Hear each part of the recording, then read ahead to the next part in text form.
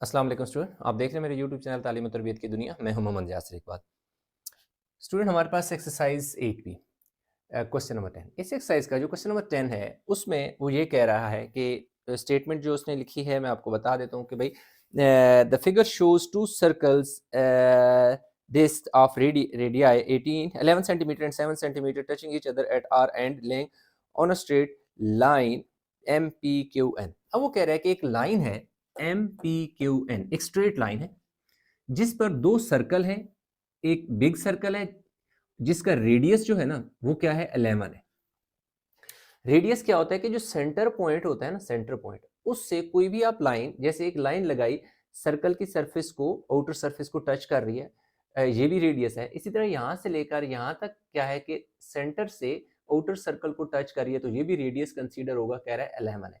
इसी तरह अगर मैं यहाँ से कोई लाइन ऐसे खींच के इधर ले आऊँ वो भी 11 होगी, यहाँ से लेके इधर ले जाऊँ 11, यानी इस पॉइंट से, सेंटर पॉइंट से जहां से मर्जी, जिस डायरेक्शन में मर्जी लेके जाऊं और इस सरफेस को टच कर देगा तो वो रेडियस कंसीडर होगा और वो 11 होगा बिग सर्कल का।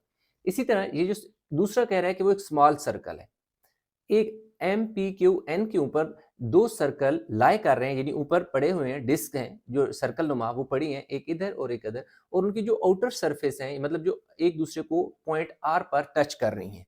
तो ये सर्कल जो है और ये सर्कल, ये दोनों एक दूसरे को टच कर रहे हैं। यहाँ आप ऐसे समझिए जैसे गाड़ी के दो टायर हैं, उनको यूं करीब करके लाएं, एक बड़े किसी ट्रक का टायर हो और एक किसी छोटी गाड़ी का टायर हो, कार वगैरह का, उन दोनों को साथ जोड़ेंगे तो इस तरह की शेप बनेगी। तो कह रहा है कि किस जगह एक दूसरे को टच कर रहे हैं, आर के ऊपर। इसका रेडियस 11 जैसे वो कह रहा है, तो इसका रेडियस यहाँ से लेकर यहाँ तक रेडियस है, और वो कह रहा है कि हमारे पास कितना होगा जी, 7 सेंटीमीटर। कैसे? क्योंकि अगर फिगर में आप देखें यहाँ से यहाँ उसने 7 बताया हुआ है, यहाँ से यहाँ अगर 7 है तो डेफिनेटली यहाँ से यहाँ पे भी 7 होगा, क्योंकि ये भी रेडियस है और ये भी रेडियस है। इधर से कोई और लगा लाइन लगा लो किसी भी डायरेक्शन में, वो भी क्या होगी, रेडियस होगी। तो एक तो चीज ये हमें बता रहा है। अब उसके बाद वो हमसे पूछ ये रहा है कि फाइंडिंग में ये कह रहा है कि भाई पी ए बी, यानी यहाँ से यहाँ, यहाँ से यहाँ, ये देख सकते हैं जो रेड मैंने मार्क किया है, ये वाला एंगल हमने फाइंड करना है। ठीक हो गया। दूसरी बात हमें क्या कह रहा है, एरिया ऑफ शेडेड रीजन की बात करता है। ये जिसको मैंने रेड किया है ना, उसको ये यहाँ से लेकर ये इधर से, और ये जो कर्व सा बन रहा है, ये जो कर्व सा बन रहा है, इसका हमने क्या करना है, शेडेड रीजन निकालना है, जो कि रेड पार्ट है वो हमने निकालना है। तो अभी इसके साथ हमने ये किया कि एक पॉइंट लिया ए पी के ऊपर टी। अब टी इस तरह लिया कि जितनी लाइन यहाँ से लेकर यहाँ तक है ना, दैट इज 7 सेंटीमीटर। हमने इधर ऐसा किया कि यहाँ से लेकर यहाँ तक 7 सेंटीमीटर पर एक लाइन लगा ली, यानी कि 7 सेंटीमीटर कहाँ से कहाँ है, यहाँ से लेकर यहाँ तक का जो डिस्टेंस है ये हमारे पास, यानी कि फिगर को वो बराबर करने के लिए, रेक्टेंगल टाइप बनाने के लिए। ये 7 है, जबकि ये जो 11 है ना वो तो यहाँ से लेकर यहाँ इधर ऊपर टॉप तक ये पूरी लाइन है। तो अगर यहाँ से यहाँ 7 है तो यहाँ से यहाँ की जो लाइन होगी ये 4 सेंटीमीटर बनेगी, यहाँ से यहाँ तक 4। कैसे? क्योंकि 11 में से 7 निकालोगे तो आपके पास कितना आ जाएगा, 4 सेंटीमीटर। तो मैं पहले ए टी आपको यहाँ से सोल्यूशन चलें स्टार्ट कर लेते हैं। सोल्यूशन स्टार्ट करते हैं तो उसमें मैं सबसे पहले क्या निकाल लेता हूँ, ए टी निकाल लेता हूँ। ए टी कौन सा पार्ट है, यहाँ से लेकर यहाँ तक की लेंथ है। तो उससे मैं क्या करूँगा, ये जो छोटा सा पार्ट है ये निकालने के लिए मैं पूरी लाइन ए पी लिखूंगा, यानी ए पी पूरी लाइन है जिसमें से, यानी यहाँ से लेकर यहाँ तक पूरी लाइन ए पी है, जिसमें से मैं यहाँ टी पी माइनस कर लूँगा। टी पी या पी टी एक ही बात है। तो जो टोटल लाइन है ए से लेकर पी तक का जो डिस्टेंस है वो हमारे पास कितना है, 11 सेंटीमीटर है, माइनस, अब देखें टी से पी तक कितना है, 7 है। क्यों? क्योंकि अभी मैंने आपको जैसे बताया कि यहाँ से यहाँ अगर जो है 7 है तो इतनी ही लाइन मैंने यहाँ पे ड्रा की और कट किया और ऊपर वाला पार्ट अलग कर लिया, नीचे वाला अलग कर लिया, तो ये 7 इस तरह हो गया 7 सेंटीमीटर। तो मेरे पास जो ए टी आ जाएगा वो 4 सेंटीमीटर आ जाएगा। ठीक हो गया जी। अच्छा, अब मैंने ये किया कि ये जो मैंने एक लाइन यहाँ से ड्रा की है ना, यहाँ से ड्रा किया, तो ये एक राइट एंगल ट्रायंगल बन गई है, ऐसे इधर 90 का एंगल बन के ना एक राइट एंगल ट्रायंगल बन गई है। ये वाली लाइन इस तरह, ये और ये, तो ये मैंने इसको ऐसे करके बना दिया। ठीक है। अब इस तरह के बजाय ये असल में फिगर यूं होगी जिसका ऐसे और ऐसे, लाइक ये यूं थी ना, इसको मैं यूं अगर खड़ा करूंगा तो ये बी इधर चला जाएगा, टी यहाँ आ जाएगा और यहाँ ए आ जाएगा। तो ये जो सारी लाइन है, अगर ये देखें, ये जो लाइन है इसको यहाँ से लेकर यहाँ तक, यानी ए से आर तक 11 है और आर से बी तक 7 है। क्यों? क्योंकि ये वाली लाइन है, ये जो यूं स्लोप में है, यहाँ से लेकर यहाँ तक क्या है 11 है और यहाँ से यहाँ 7 है। तो ये टोटल जो लाइन है वो कितनी हो जाएगी 18। कितनी हो जाएगी 18 सेंटीमीटर हो जाएगा। जबकि ये जो लाइन है ये 4 सेंटीमीटर है। ठीक है, मैं ये भी लिख देता हूँ ए बी भी कि ए बी जो है वो मेरे पास क्या कितने ए आर होगा और आर बी होगा। तो ए बी जो है वो मेरे पास आ जाएगी 11 centimetre plus 4 centimetre, that is 18 centimetre आ जाएगा मेरे पास। ये जो राइट एंगल ट्राइंगल बनी, इनफैक्ट इसका हाइपोटेन्यूज बन गया। अब असल में मैंने फाइंड क्या करना था ना, जो ये वाला एंगल फाइंड करना था, ये वाला जो एंगल है ना ये मैंने फाइंड करना है। तो अब मैंने इस पर आइडेंटिटी लगानी है। बेस ऐसा मैं लगाऊंगा, मेरे पास ट्रिग्नोमेट्रिक फंक्शन जो होते हैं ना, साइन होता है, काज होते हैं और टेंजेंट होते हैं। तो अगर टेंजेंट जो होता है वो परपेंडिकुलर और बेस होता है, साइन जो होता है वो परपेंडिकुलर हाइपोटेन्यूज होता है, जबकि जो काज होता है वो बेस और हाइपोटेन्यूज होता है। तो मैं वो आइडेंटिटी लूंगा जिसमें दोनों गिवन होंगे। तो मेरे पास साइन में ये वाली दो साइड होती हैं, तो ये साइड क्या है, नहीं है। ये है तो मैं ये नहीं लगा सकता। टेंजेंट में ये दो साइड होती हैं, ये भी नहीं है। ये है तो मैं वो भी नहीं लगा सकता। लेकिन काज में ये दो साइड होती हैं, ये दोनों क्या है, नाउन है और एंगल अननोन है, तो हम इसलिए काज लगाएंगे। जो काज का फार्मूला होता है वो होता है, अच्छा ये बताएं आपको कि ये जो साइड है ना इसको बेस कहते हैं, ठीक है, इसको परपेंडिकुलर कहते हैं, ठीक है जी, इसको हाइपोटेन्यूज कहते हैं। आपने चैप्टर 7 में पाइथागोरस थ्योरम में पढ़ा होगा, हाइपोटेन्यूज कहते हैं। तो अब मैं फार्मूला लगाऊंगा, यहाँ पे लगा लेता हूँ, काज एंगल देखें कौन सा मेरे पास बनेगा। उसने हमसे क्या कहा था, पी ए बी, इनफैक्ट उसने कहा है। तो पी ए बी देखें, पी ए बी ही मैं लिखूंगा, क्योंकि उस तरह अगर मैं देखूं तो बी ए टी बैट वैसे वो बनेगा एंगल, तो मैं ये कर लेता हूं, लेकिन बात वही आ जाएगी। मैं फिलहाल यही एंगल लिखूंगा बी ए टी। उसने हमसे पी ए बी पूछा, लेकिन हम पहले ये निकालेंगे, फिर आपको मैं बताऊंगा कि किस तरह ये मैंने कहा बी ए टी, ठीक है। तो ये मेरे पास क्या आ जाएगा जी, बेस और हाइपोटेन्यूज आएगा। बेस मेरे पास क्या है जी, ए टी है, और हाइपोटेन्यूज मेरे पास क्या है, ए बी है। इनकी वैल्यू पुट कर दूंगा। अच्छा, बी ए टी जो एंगल है ये इधर ही रह जाएगा, इसके पीछे ना एंगल का सिंबल लगा लो, टी। इधर जाके ये जो काज है, काज उधर जाके काज इनवर्स बनेगा, और इधर वैल्यू पुट कर दो। इसकी वैल्यू ए टी की वैल्यू 4 है, आप देख सकते हैं ए टी की वैल्यू 4 है, और ए बी की वैल्यू क्या है, 18 है। तो अब मेरे पास इन दोनों को, जब मैं कैलकुलेटर ले लेता हूँ, मेरा अच्छा जी, मेरे पास क्या है जी, 4 डिवाइड बाय 18, तो ये 0.22 आ रहा है। काज इनवर्स 0.22। अच्छा, काज इनवर्स लेना किस तरह, शिफ्ट का बटन आपने प्रेस करना है और फिर काज का, तो बिल्कुल एज इट इज लिखा आ जाएगा, जैसे काज और माइनस और 1 इसी तरह आपके कैलकुलेटर में लिखा आ जाएगा। आगे आपने 0.22 वैल्यू टाइप करके सिंपल आपने इंटर कर देना है, तो आपके पास आ जाएगा जी 77.2 जो है आपके पास ठीक। अब आपने ये जो ट्राइंगल सॉल्व की थी ना, यहाँ पे आपने मेंशन करना है in triangle B B A T, कि भाई हम बी ए टी ट्राइंगल को फाइंड कर रहे हैं, सही है। तो अब आपने क्या करना है, बी ए टी, जब आप पूरी फिगर की बात करोगे तो पी ए बी आप लिख दोगे, hence proved P angle P A B is equal to 77.2, P A B 77.2। तो उसने ये कहा था कि भाई आपने ये करना है कि अप्रोक्सीमेटली इसकी इक्वल है, तो यूं हमारे पास ये आ गया है। तो इसका जो पहला पार्ट है वो हो गया कंप्लीट। वीडियो को पास करके उतारें इसको, अभी हमने पार्ट 2 सॉल्व करना है।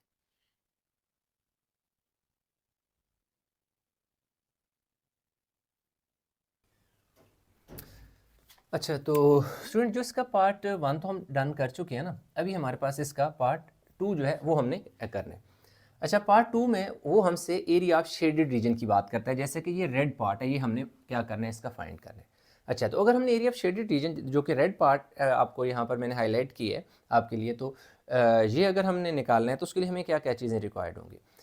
देखिए, उसके लिए हमें चाहिए हमने क्या करना है कि एरिया ऑफ ट्रेपीजियम अगर आप देखें तो ये जो लाइन है यहाँ से लेकर यहाँ तक, ये ऐसे इस तरह, ये कुछ इस शक्ल की शेप बन रही है जो कि एक ट्रेपीजियम है। ठीक है जी, ये क्या है, ट्रेपीजियम। अब इसी ट्रेपीजियम के बीच में अगर आप देखें तो यूं ऐसे होके इस तरह आ गया, ऐसे होके इस तरफ को आ गया, तो ये वाला पार्ट जो है हमें यानी एरिया ऑफ ट्रेपीजियम के बीच में से एक पार्ट हमें चाहिए और ये वाला पार्ट चाहिए, ये वाले दो पार्ट नहीं चाहिए। अगर आप देखें तो ये जो दोनों पार्ट हैं ये एरिया ऑफ सेक्टर का बनेंगे, ये देख सकते हैं, ये यहाँ से यहाँ तक अगर देखें, यहाँ से यहाँ, तो वो कुछ इस शेप का बन रहा है, ऐसे ऐसे और यूं, ये एरिया ऑफ सेक्टर बन रहा है ये वाला। इसी तरह अगर उसकी बात करें तो वो भी कुछ इस शेप में ऐसे होके ना, ऐसे कुछ इस तरह बन रहा है ये वाला।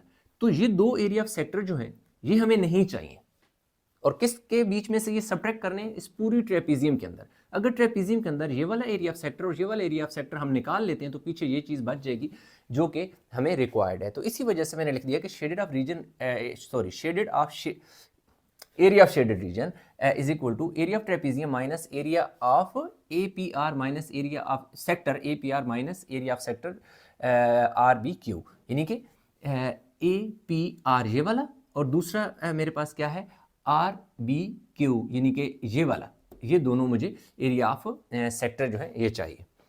तो इसके लिए अच्छा, इन सारों के लिए ये दो जो एरिया ऑफ सेक्टर हैं ये निकालने के लिए ये तो लिख दिया, लेकिन उससे पहले हमें ये 1 2 3 ये चीज़ें हमें चाहिए होंगी। एक तो हमें बी टी चाहिए होगी। अब बी टी क्या है, बी से लेकर जैसे ना यहाँ से वेयर इज बी टी, हाँ ये देखें ना बी टी, ये चीज़ हमें चाहिए। सही हो गया जी। उसके साथ हमें क्या चाहिए जी, दो एंगल चाहिए।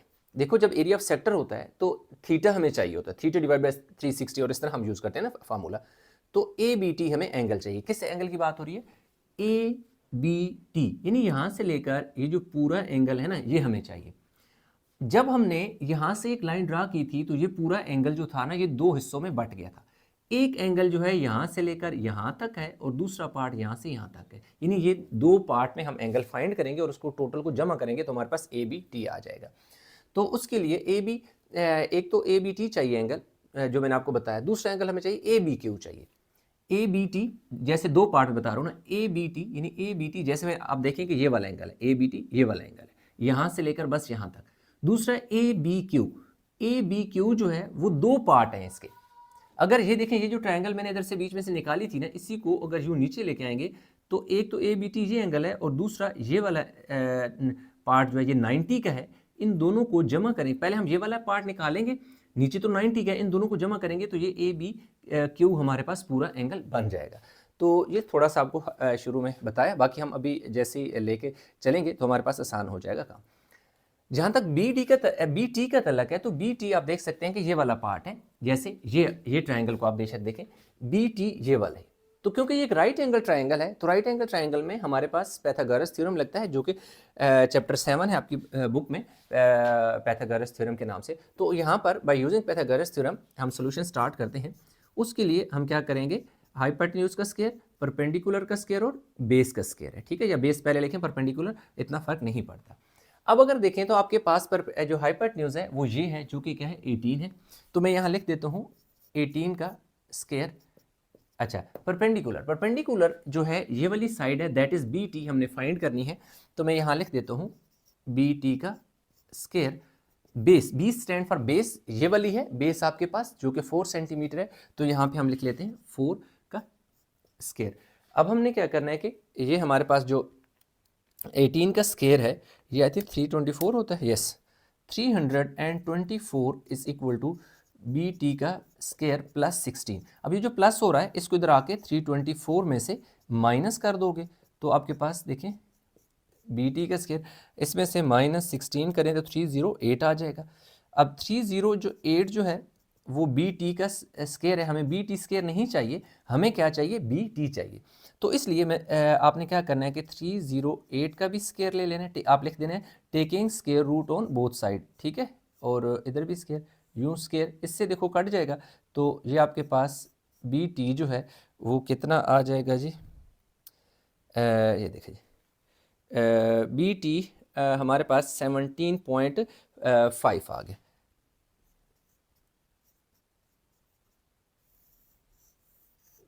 ये हमारे पास बी टी की वैल्यू आ गई। ये देखिए बी टी की वैल्यू हमारे पास आ गई है। अब हमने क्या फाइंड करना है, एंगल फाइंड करना है ए बी टी। देखिए ए बी टी, तो एंगल जो ए बी टी है वो कैसे निकालेंगे, ए बी टी किसकी बात हो रही है, ए बी टी इस एंगल की बात हो रही है, ए बी टी इस वाले एंगल की। तो एंगल ए हमने पहले हम एंगल ए निकाल चुके हैं, आई थिंक 17.2, उसने बल्कि खुद बताया हुआ है ना कि कितने, हाँ 77 बी ए टी हमने निकाला था ना, बी ए टी, यस 77.2, ठीक है, ये हम निकाल चुके हैं एंगल पहले। ये वाला एंगल जो है ये 77.2 हम निकाल चुके हैं, ये 77.2 है, और ये वाला राइट एंगल बन रहा है जो कि 90 डिग्री है, और सॉरी ये वाला 77 है, ये वाला जो एंगल है ना ये 77.2 ये है, ये वाला एंगल हमने निकालना है, ये एंगल निकालना है, ये 77.2 है, ये 90 है। तो sum of interior angle of a triangle जो होते हैं वो 180 होता है। तो अब हमने क्या करना है कि जो एंगल निकालना है ना आपने, कौन सा, B A T, angle B A B T, sorry angle A B T is equal to 180 में से आपने क्या करना है, दो एंगल को प्लस करने और निकाल देने, किस किस को, 90 डिग्री को और 77.2 डिग्री को। तो 180 और ये कितना हो जाएगा, आई थिंक 162, 10 इधर से निकाल के इधर ऐड कर दो, 162.2 हो जाएगा, और अब इनको माइनस कर लेते हैं। ये हमारे पास आ गया जी,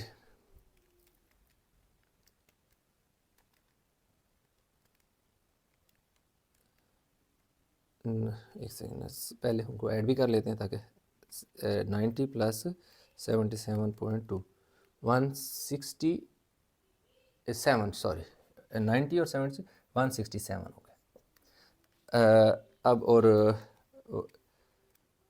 ये आ जाएगा जी 12.8, ये हमारे पास जो एंगल आ गया बी ए टी, ये हमारे पास कितना आ जाएगा जी, 12.8 आ गया। अब 12.8 मैंने 1 डिजिट लिखा है, आप इसको ज़्यादा भी लिख सकते हो। अब हमारे पास जो अगला एंगल है ना ए बी क्यू, ये वाला हमारा डन हो गया। अब हमने क्या निकालना है, एंगल ए बी क्यू निकालना है।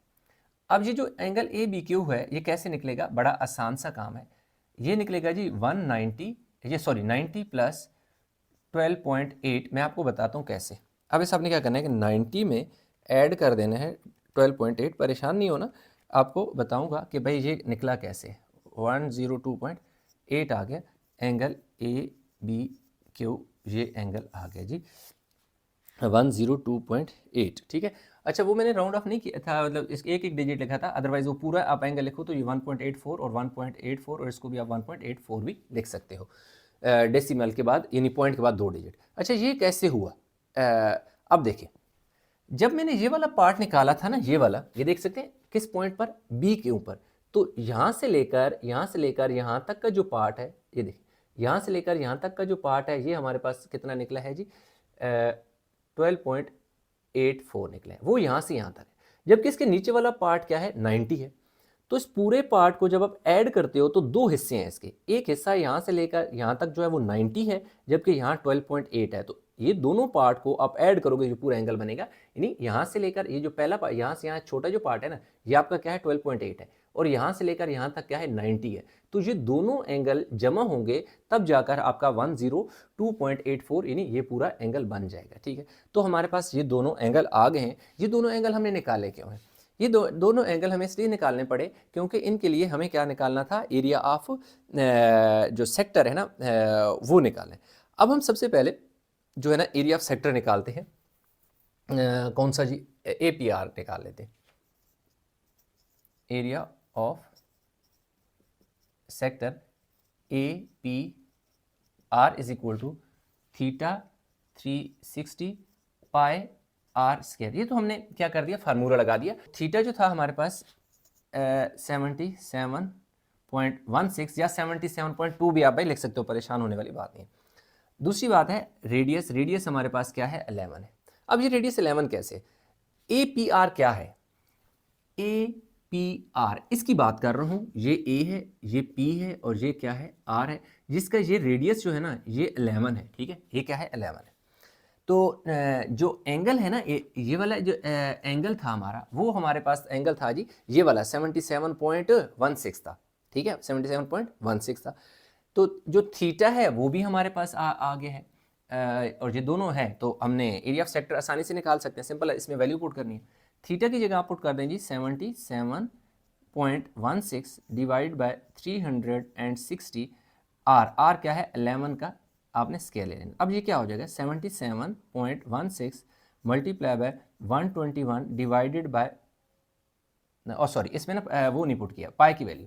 अच्छा पाई की वैल्यू आप दो तरह से पुट कर सकते हैं, 22/7 भी पुट कर सकते हैं, 3.14 भी पुट कर सकते हैं, और देखिए 11 का स्केयर, तो ये आ जाएगा जी 3.14 मल्टीप्लाई बाय 121 डिवाइडेड बाय 360। अब आपने सिंपल इन्हें करना क्या है कि इन सारी वैल्यू को आपने कर देना है multiply, 77.16 multiply by 3.14 multiply bye 121 equal, फिर करना है जी डिवाइड किससे 360 से डिवाइड कर देना है तो 81.43 आ गया। यह आ गया जी हमारे पास 81.43 यूनिट किस में दिया हुआ है सेंटीमीटर, यस सेंटीमीटर स्क्वायर। ये हमारे पास एरिया ऑफ सेक्टर आ गया, एरिया ऑफ सेक्टर कौन सा APR, ये आ गया जी एरिया ऑफ सेक्टर APR। अब हमने क्या निकालना है एरिया ऑफ सेक्टर जो है, ये थोड़ा सा मैं रेज करूंगा, मुझे जगह चाहिए होगी।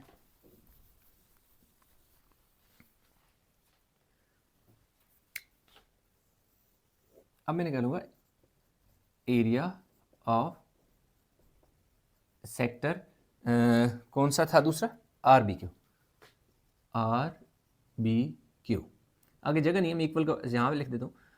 एंगल कितना है दूसरा मेरे पास जो एंगल है जी 102.84, 102.84 divided by 360 multiply by 3.14 multiply by R कितना है जी मेरे पास, उसका 4 का स्केयर है, ठीक है जी। उसका मेरे पास आर सॉरी 4 नहीं 7 है, क्योंकि मेरे पास क्या है 7 का ही स्केयर है। क्यों, ये देखें ना इसकी बात हो रही है ना, यूँ ये वाले पार्ट की बात हो रही है, तो यहाँ से यहाँ इसका रेडियस जो है 7 है, तो इसका जो एंगल हमने निकाला था ये वाला एंगल, ये एंगल हमारे पास निकला था 102.84, इस एंगल की बात हो रही है 102.84, यहाँ से इस वाले एंगल की, ये जो सेंट्रल एंगल है इसका, उसकी बात हो रही है।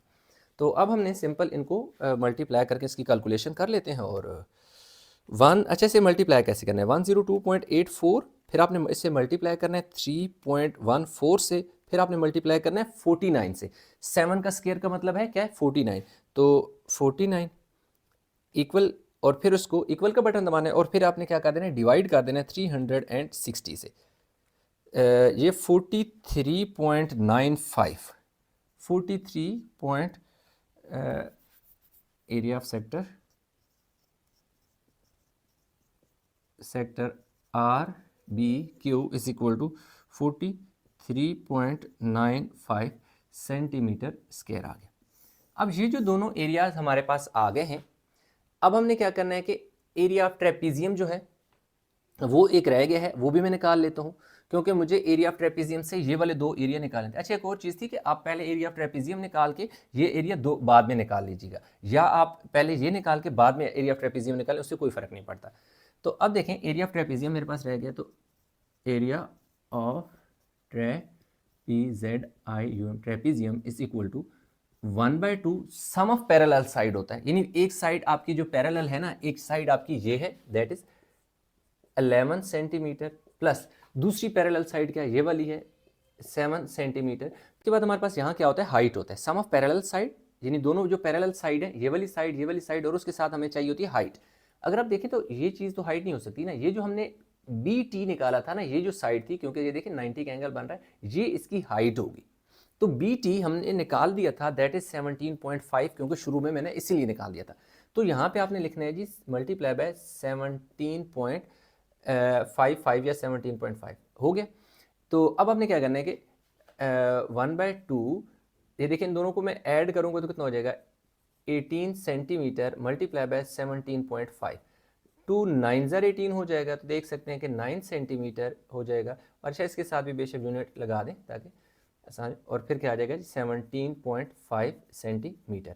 अब हम इन दोनों को मल्टीप्लाई कर देते हैं, तो हमारे पास इसका जो एरिया आ जाएगा 9 मल्टीप्लाई बाय कितना आ गया जी 17.5, 157.5 सेंटीमीटर स्क्वायर, ये मेरे पास एरिया ऑफ ट्रेपीजियम आ गया। क्या आ गया जी, एरिया ऑफ ट्रेपीजियम, मैं लिख देता हूँ एरिया ऑफ ट्रेपीजियम। अब ये देखो ये निकाल दिया। अब हमारा काम हो गया जी तमाम। Area of shaded region is equal area of trapezium, ये देख सकते हैं एरिया ऑफ ट्रेपीजियम कितना निकला है 157 157 है, ठीक है 5 है, माइनस दो एरिया आपने माइनस कर लेने, एक जो है कौन सा 81.43 और माइनस दूसरा हमारे पास क्या है 43.95। ये 157 जो आपके पास आया था ना 157.5, 157.5, इसको आपने ऐसे ही लिख देना है 157.5। इन दोनों को आपने क्या करना है प्लस करना है। यहाँ पे अक्सर होता है कि स्टूडेंट माइनस कर देते हैं, भाई माइनस क्यों करेंगे, जब भी लाइक साइन होंगे ना, चाहे प्लस की हो चाहे माइनस की हो, तो वो दोनों वैल्यू प्लस होकर एक वैल्यू बन जाती है। ये नहीं कि दो नेगेटिव वैल्यू थी, वो दोनों नेगेटिव वैल्यू इकट्ठी होगी एक बड़ी नेगेटिव वैल्यू बन जाएगी। इस तरह इन दोनों को होगा प्लस, लेकिन साथ साइन माइनस का ही रहेगा। और अक्सर होता है कि माइनस माइनस प्लस होता है, वो माइनस माइनस प्लस होता है मल्टीप्लिकेशन में। अगर ये दो नंबर आपस में मल्टीप्लाई हो रहे होते तो डेफिनेटली ये दोनों प्लस यहाँ लिखा जाता और एक बिगर आंसर आता, एक बड़ी वैल्यू आती, जबकि यहाँ पे तो छोटी वैल्यू आएगी, क्योंकि ऐड हो रहे हैं ना, मल्टीप्लिकेशन होगी तो लाजमी बात है वो बड़ी वैल्यू हो जाएगी। 125.38। अब इन दोनों वैल्यू को माइनस कर लो, 157.5 माइनस,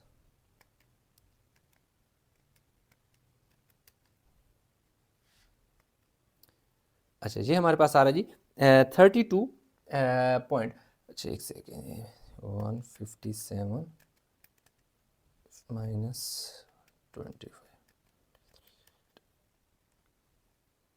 ये हमारे पास तकरीबन 132.12 समथिंग इस तरह आ रहा है। अच्छा इसमें आपकी जो बुक में आंसर है 157.5 माइनस 55.38।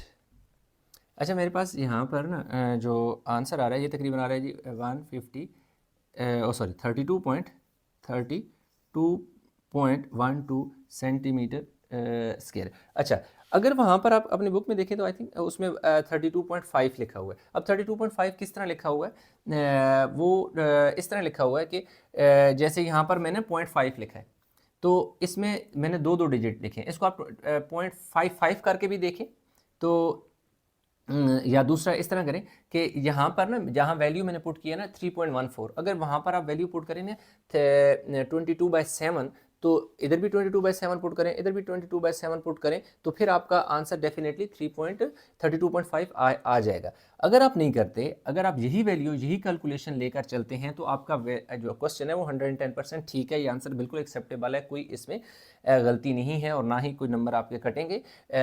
ये वैल्यू हम दो वैल्यू यूज़ करते हैं, एक हम वैल्यू यूज़ करते हैं 22/7 और एक हम वैल्यू यूज़ करते हैं 3.14। अगर वो मेंशन कर दे कि 22/7 यूज़ करनी है तो आप बेशक वहाँ पे फिर यूज़ कर लें, अदरवाइज़ 22/7 को डिवाइड करो तो यही वैल्यू आपके पास आती है। तो इसलिए परेशान होने की बात नहीं है कि भाई यहाँ पर 0.5 आ रहा है, उससे कोई परेशान होने वाली बात नहीं, आपने 32.12 भी लिख देना है। 32.5 इस तरह आएगा कि यहाँ पर आप 22/7 पुट करेंगे। तो